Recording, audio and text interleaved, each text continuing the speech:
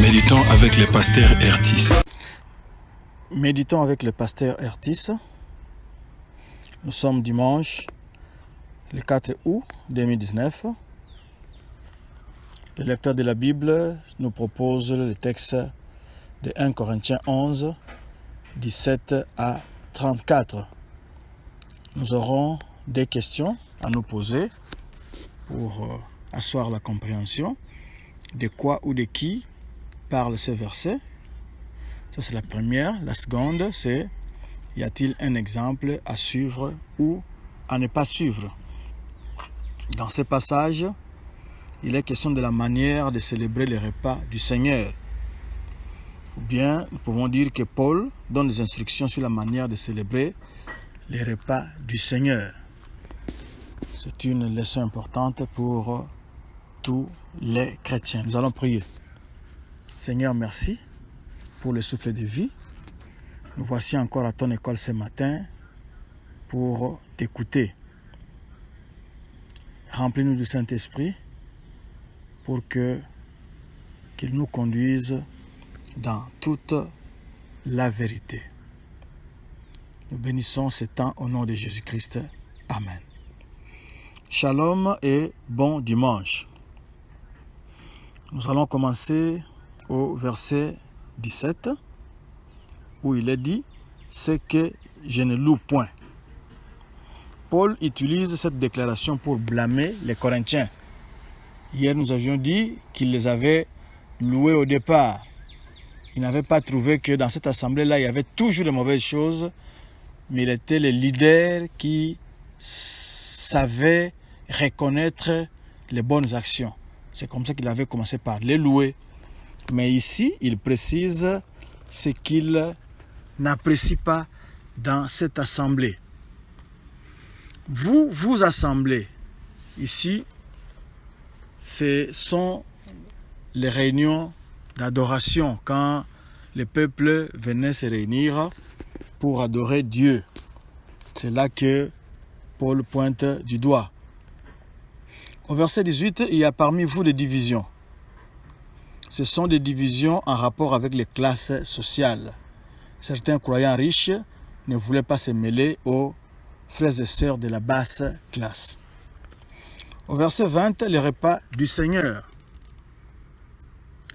Le repas du Seigneur se réfère au repas que Jésus-Christ avait institué, symbolisant sa mort. Vous pouvez lire à cet effet Luc 22, du verset 14 au verset 23. Les Corinthiens, toutefois, n'ont pas pris ces repas du Seigneur ensemble. La division entre les riches et les pauvres altérait cette pratique. Les croyants de Corinthe avaient un grand repas connu comme le repas d'amour, qui incluait le repas du Seigneur ou la communion. Donc, au cours de ce grand repas d'amour, on en profitait aussi pour célébrer la Sainte Seine ou la Sainte Communion. Verset 21, chacun commence. Ici, cela se rapporte aux riches croyants de Corinthe. Et toujours au verset 21, son propre repas. Les riches avaient leur propre nourriture qu'ils ne partageaient pas avec les pauvres, c'est-à-dire qu'ils n'invitaient pas les pauvres. Verset 22, méprisez-vous l'Église de Dieu. Les actions des riches croyants montraient qu'ils ne considéraient pas les croyants pauvres de leur communauté. La communauté ici, c'est Ecclésia en grec. Ainsi, ils étaient en train d'endommager l'unité et la communion dans l'Église. Toujours au verset 22, vous faites honte à ceux qui n'ont rien. Paul s'adresse ici aux riches croyants corinthiens qui ruinaient la sainteté de la communion ou repas du Seigneur pour les croyants pauvres. Verset 23, car j'ai reçu du Seigneur. Cela peut impliquer que Paul avait reçu ses instructions directement du Seigneur par révélation. Mais la plupart reconnaissent Jésus-Christ comme la source de cette instruction qui était déjà établie comme une tradition dans l'Église du 1er siècle lorsque cette lettre a été écrite. Verset 24. Pour bien comprendre le verset 24, nous vous prions d'ajouter la lecture de Luc 22, 19 à 20. Faites ceci en mémoire de moi, c'est au verset 24. Ici, il s'agit de son sacrifice qui doit être l'objet des souvenirs pour le croyant. Au verset 25, on parle de la coupe. La coupe se rapporte à la coupe de bénédiction utilisée lors du repas pascal chez les Juifs, lequel symbolisait le sang de l'alliance. On peut lire Exode 24, 8, Luc 22, 20.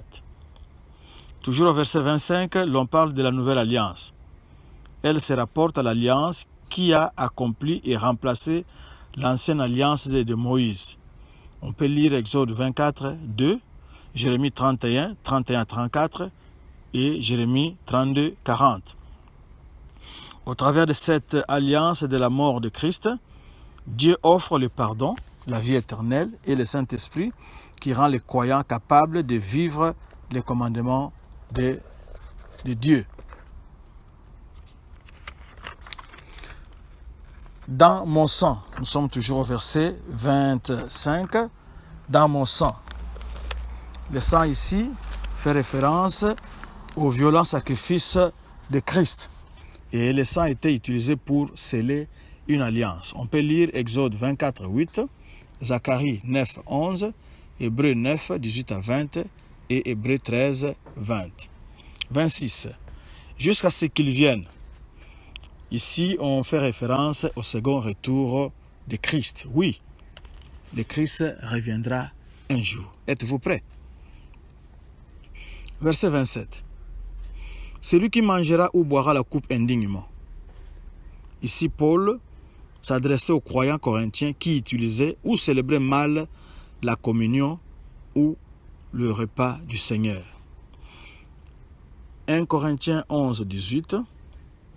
Il ratait ainsi les points importants de ces repas, entravant les relations avec les autres croyants et ainsi entravant l'expansion de la bonne nouvelle, spécialement parmi les pauvres qui pourraient se croire exclus, une affaire de classe aisée.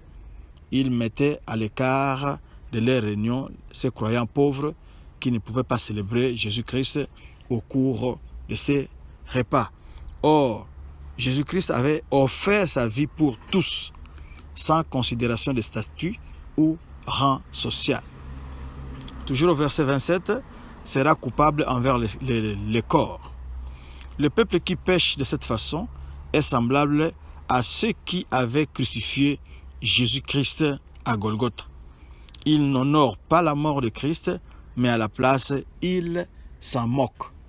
Vous voyez comment les soldats se moquaient de Jésus-Christ ces jours-là, et même le principal sacrificateur qui lui disait: si toi tu es le Christ, toi tu as sauvé d'autres, sauve-toi toi-même, descends de cette croix pour que l'on croit en toi. Le verset 29. Sans discerner.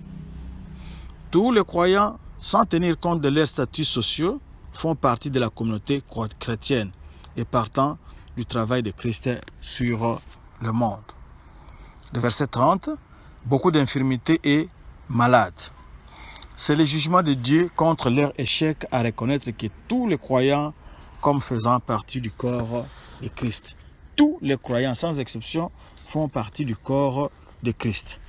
La désobéissance était souvent liée aux maladies et à la mort. Le verset 31. Au verset 31, là-bas, on dit « c'est juger soi-même ». Ce n'est pas seulement ses propres voies et ses habitudes que le chrétien doit blâmer, mais plutôt lui-même pour la liberté qu'il a prise d'agir d'une manière que Dieu réprouve. Le jugement de soi-même évite le châtiment du Seigneur. Quand le chrétien néglige de se juger lui-même, le Seigneur doit le faire. Il s'ensuit un châtiment, mais jamais la perdition. Verset 32. Nous ne soyons pas condamnés. Se rapporte au jugement final lors du second retour de Christ. le second retour que tous les croyants attendent. Et le verset 34, si quelqu'un a faim. Au 1er siècle, les pénuries alimentaires étaient des désastres courants. La crise que mentionne Paul dans le chapitre 7, verset 6, pouvait être une pénurie alimentaire. Mais malgré cela, si quelqu'un a faim, prenez vos précautions à partir de chez vous. Essayez de trouver quelque chose pour que vous ne puissiez pas être en scandale, que vous ne puissiez pas blesser ou être blessé lors de ces repas d'amour qui étaient organisés à Corinthe. Donc il fallait prendre déjà quelque chose à partir de sa propre maison. Nous sommes arrivés à la fin de notre méditation. Nous avons vu comment Paul a recadré les choses. La Sainte Communion ou la Sainte Seine concerne tous les croyants parce que Christ n'était pas mort pour les pauvres ni pour les riches, mais il était mort pour tous ceux qui croient en lui. Il a versé le sang pour sauver toute l'humanité qui était dominée par les péchés. Alors pour s'en sortir, Christ devait mourir. Il suffit simplement de croire à son sacrifice pour être sauvé. Et quand il reviendra pour juger le monde, que vous ne soyez point jugés parce que vous avez cru à son sacrifice et vous êtes déjà sauvés, vous avez la vie éternelle. Croyez-vous en lui maintenant? C'est la première question. La deuxième, vous qui êtes chrétien, pourquoi vous ne participez pas au repas du Seigneur?